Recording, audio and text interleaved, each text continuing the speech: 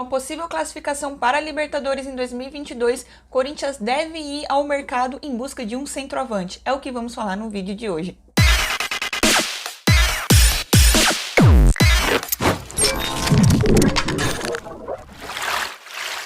Olá, para você que não me conhece, eu me chamo Thaís e no vídeo de hoje vamos falar sobre alguns jogadores aí que poderia pintar no Corinthians em 2022.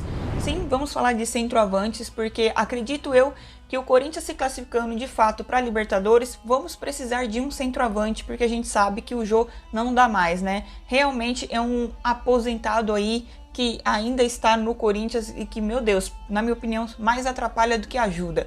E vamos para a lista. Sim, o primeiro deles é o Paolo Guerreiro. Por incrível que pareça, gente, o nome do peruano voltou a circular no Parque São Jorge. E desta vez aí, uma possível troca entre Bruno Mendes e Paolo Guerreiro. A gente sabe que o Bruno Mendes é um zagueiro do Corinthians que está emprestado para o Internacional e que vem fazendo sucesso por lá. Porém, né, o Guerreiro já vestiu a camisa do Corinthians aí, fez muito sucesso, tá marcado na história, não tem como. O jogador fez os 2 gols aí do Mundial de Clubes em 2012, nos consagrando campeões, né, bicampeão mundial da FIFA, vale lembrar, coisa que alguns times não têm. Mas, na minha opinião, o Paolo Guerreiro já tem 37 anos, né, gente? Então, é um jogador aí que já tá velho, fez muita coisa pelo Corinthians, na minha opinião, foi um baita de um centroavante. Entendo perfeitamente a forma que ele saiu do Corinthians, embora alguns torcedores tenham ficado chateados com ele, eu consegui entender o motivo dele ter saído. Foi por conta, né, que o Corinthians pagava aí um salário absurdo para o Alexandre Pato, que jogava no rival, né, no São Paulo, e o Guerreiro só queria ser valorizado. Porém, ele teve aquela famosa frase, né, que ele acabou dizendo que no Brasil só jogaria no Corinthians. De fato, ele não mentiu, porque ele foi pro Flamengo, foi pro Internacional e não jogou nem metade da bola que jogou no Corinthians, né? Mas a gente tá falando aqui de um centroavante e eu acho que, de verdade, o Paolo Guerreiro, o tempo dele já deu. Além de que é um jogador que sofreu com lesões, né? Inclusive teve uma cirurgia no joelho onde ele teve que refazer por conta de dores. Então eu acho que não seria uma boa para o Corinthians, principalmente num quesito de troca aí, porque o Bruno Mendes pode render muito mais para o Corinthians futuramente. E o Guerreiro, né, também vale lembrar que ele tem um contrato aí com o Internacional até o final da temporada. Então se o Corinthians quer contar com o jogador aí, basta esperar até o final do ano, até porque nem valeria a pena trazê-lo agora. Então dava para tentar aí um contrato de produtividade, coisa que eu acho difícil ele aceitar, né? E o salário do Guerreiro também é um salário muito alto, a não ser que ele viesse de graça, e mesmo assim eu nem sei se valeria a pena. Bom, essa é a minha opinião sobre o Paolo Guerreiro. Tinha que falar sobre ele, né? Porque as especulações estão rolando por aí. E o outro jogador é o Anderson Talisca. Recentemente aí o jogador se declarou corintiano e disse ter vontade de um dia vestir a camisa do Corinthians, né? E sempre que um jogador diz isso, não tem como, mexe com a torcida, mexe com os ânimos do torcedor corintiano. Por mais que essa frase, né, gente, eu tenho um certo receio nessa frase, eu sou torcedor do Corinthians, porque, meu Deus do céu, cada jogador que vem aqui e fala que é corintiano e que não faz absolutamente nada, a gente tem um Luan de exemplo, mas também temos um ou outro jogador aí que acaba dando certo. E claro, o Anderson Talisca, ele é um jogador de 27 anos, seria uma boa sim para o Corinthians.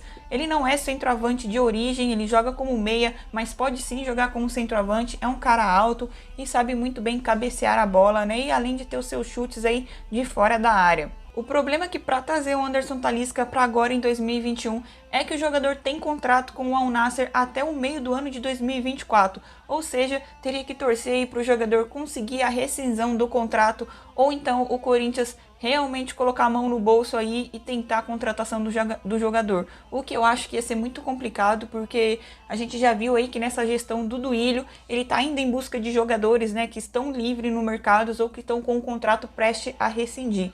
Então, fica aí, eu acho que o Anderson Talisca, por mais que alguns torcedores gostariam de vê-lo no Corinthians, eu acho que não vai ser por agora, mas quem sabe, né? E o outro jogador, nada mais, nada menos do que Cavani, com 34 anos, atualmente joga no Manchester United, mas ele sempre tem o nome vinculado com algum clube brasileiro. Vale lembrar também que o Cavani já teve negociações aí avançadas com o Grêmio, mas que infelizmente não deu certo, ou felizmente, né, depende do ponto de vista aí. E o Cavani, nos últimos meses, ele tem declarado o desejo de voltar a jogar no futebol sul-americano, justamente para ficar perto da sua família, né? E para quem tem dinheiro e de avião do Brasil para o Uruguai é um pulo, né? Vamos combinar. Então, por conta dessas declarações aí e pelo fato dele já ter negociado com o clube brasileiro, pode existir essa hipótese sim de o Cavani estar pintando no Corinthians ou em algum outro clube. O fato é que o Cavani tem contrato com o Manchester United somente até o meio do ano de 2022, ou seja, já em janeiro ele poderia estar assinando um pré-contrato.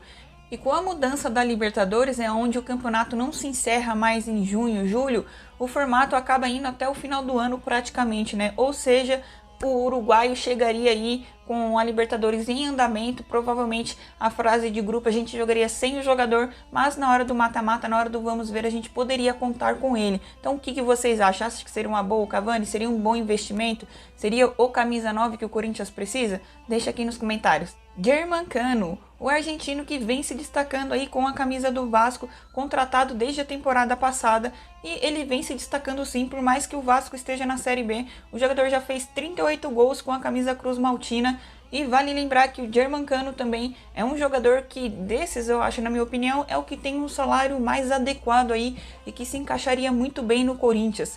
Ele tem um salário estimativo aí de 400 mil reais, né? Está jogando na Série B. E outra, né, gente? O Germancano tem o seu contrato aí para ser encerrado no final dessa temporada. Ou seja, atualmente ele já poderia estar assinando um pré-contrato com qualquer outra equipe e o Corinthians poderia contar com esse jogador já no início da temporada do ano que vem. O que vocês acham? Acha que seria uma boa? Para finalizar essa lista, eu trouxe aqui o Roberto Firmino. Sim, eu sei, é uma contratação difícil, mas não seria impossível.